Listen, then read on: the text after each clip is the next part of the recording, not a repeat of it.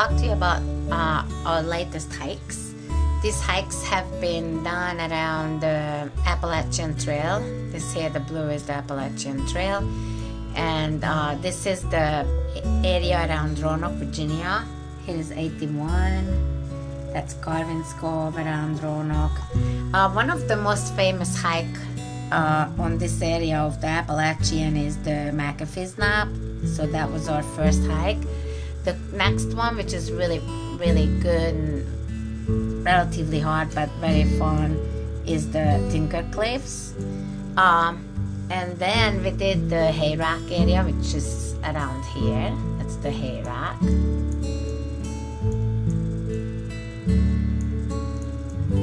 And at the end we did the Dragon's Tooth.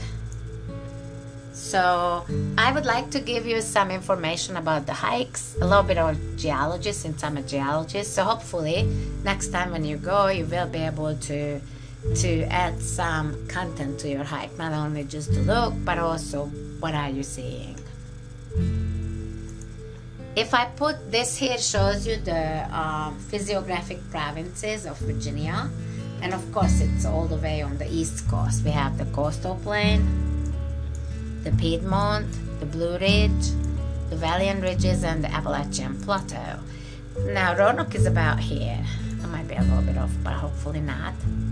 The Mackafee Knob hike, Mackafee's Knob hike is about here. The Tinker Cliff is about here. The Hayrack is here, and the Dragon's Tooth is about here. So as you can see, all of these hikes belong to the Valley and Ridge province. So we're gonna talk a little bit about the geology of it. Again, the red here is the Valley and Ridge province, as you can see right here too.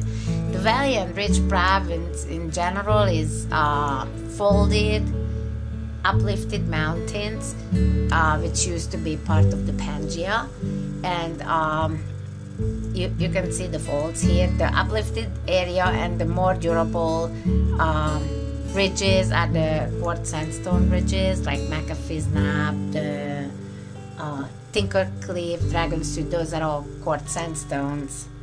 And the valleys are mostly made of the shaly part, siltstone shale part. So let's start. We're gonna start with the Mackafee's Knob one.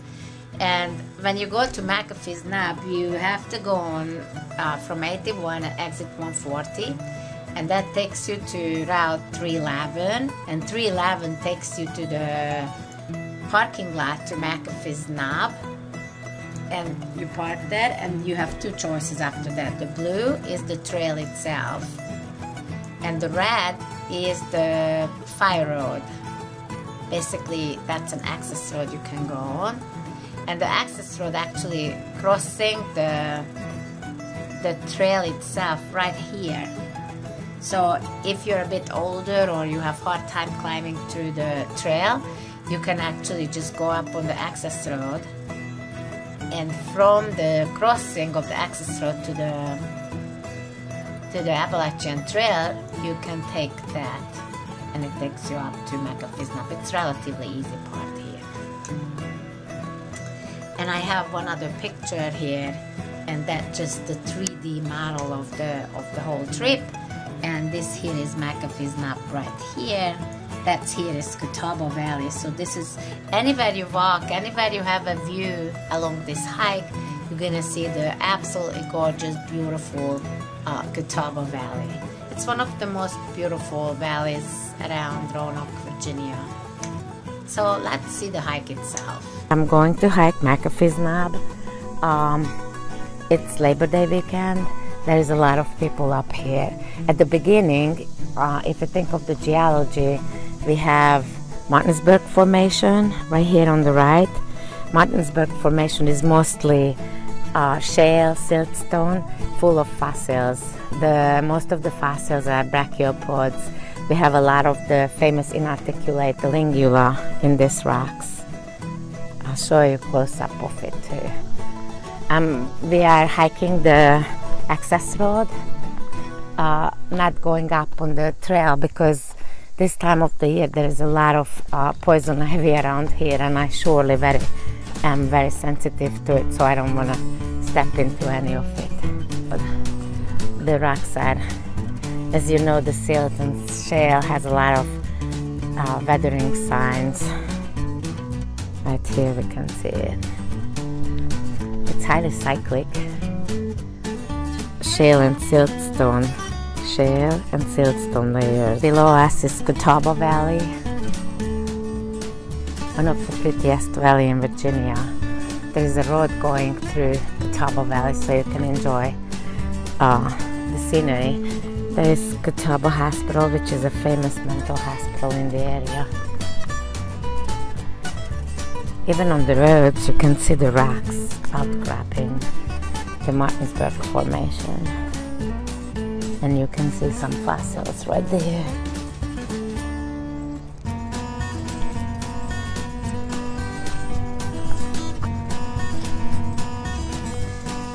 Right here, boundary between Martinsburg and the Tuscarora sandstone. This is quartz sandstone. It formed mostly on coastal sand dunes. So relative to the Martinsburg, which is shale, so it's deep water, the Tuscarora is shallow water sediment. So the sea level had to drop tremendously. There is a big gap here. It's an unconformity. Unconformities are the places where time is missing, geologic time is missing.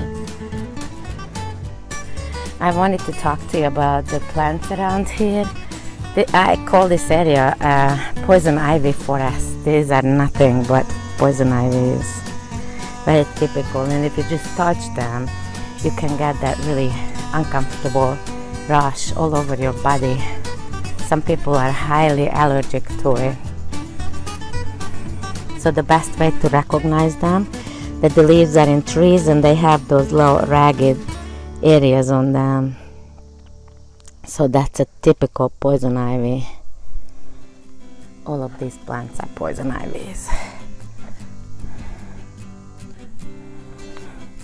Even on the access road, there is a sign in about 0.8 miles on the way, where it will show you exactly where you are and which way you're going. This is another outcrop of the Tuscarora sandstone. Well-developed crossbedding right there. And as you can see, there are some pebbles, almost like conglomerate layers, showing the higher energy of the environment. What I mean is stronger windstorms carry the sediment around. But the crossbedding is very well seen there in that layer right there. And then some there.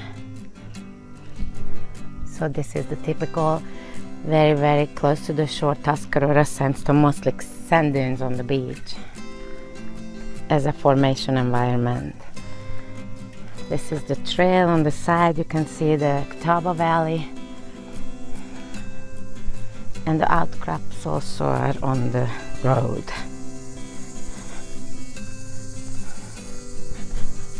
It's a beautiful day.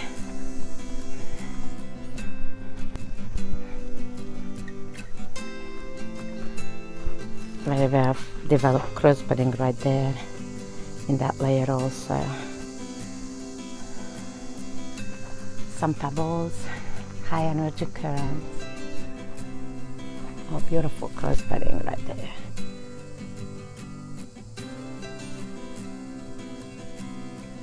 In that layer. And down here too. Typical coastal sand dune. If you went to Georgia, you could see the same thing in soft sediment around St. Simon Island, Jekyll Island. So we are on the part of the trail which is completely in the Tuscarora sandstone. Therefore, we're walking in deep sand, just like on the beach. And it's logical.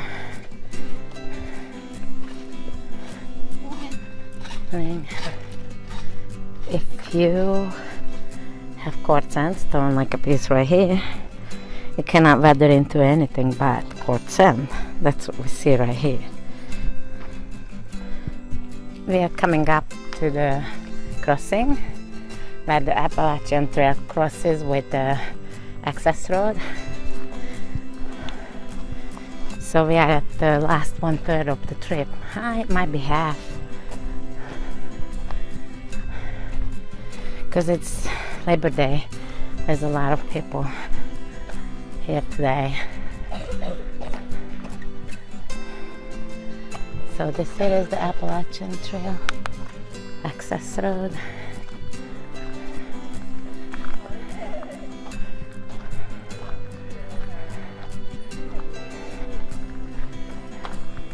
.3 miles into the parking lot, 2.6. So we about have 1/3 left. From the access road, the trail goes much steeper. So even though we have less road to go than what we came on, it's gonna be harder. Up here, when we are completely on the sandstone, the road is quartz sand and the plants are very different. We have no poison ivy. We have more of these dry climate plants, you know, the ones who don't need that much water. Obviously the poison ivy needs a lot because it's only in the clay area. And we are climbing on these sandstone ledges, going straight up basically. Lots of steps on the road.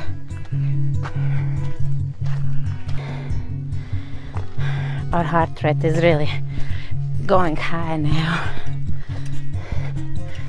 There is a low outlook here where we can look down to Catawba Valley. Oh, and much further actually.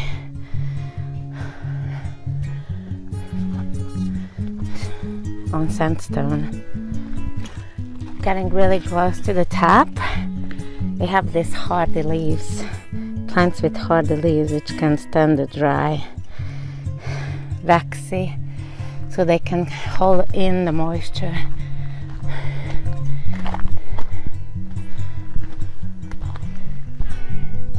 Walking on the sand. We have reached the big stones, rocks. We're walking a bit between these, which is a sign that we really are close now. I don't think their measurement of 3.7 miles is right, because I went 10,000, which is 4.7 miles, and I started at around 900. So it's more than 4 miles we have gone.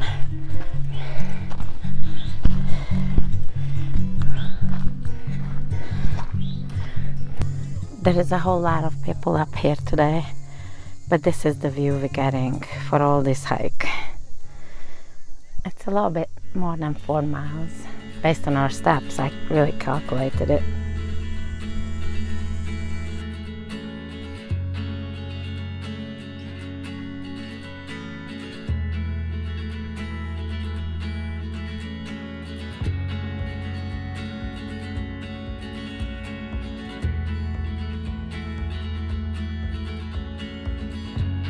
Just after the first part of the ledge, there are these sandstone blocks, huge blocks, which used to be one big piece, but then along the cracks, the wind and the water worked itself out, making this big canyon like structures. It's very, very interesting.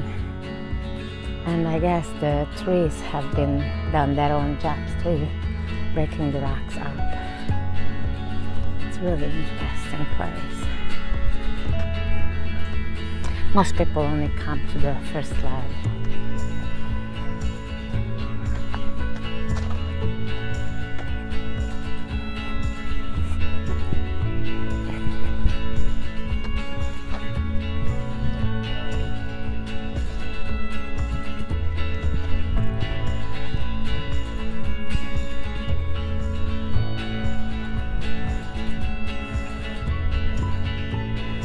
crystalline MacAfee right there.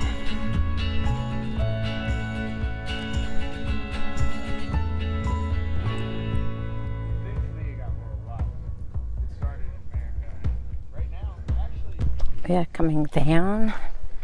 It's much harder almost because of the rocks. Right now basically we're walking in the rocks of the ledge. You can see the cross-bedded sandstone. This is typical Tuscarora.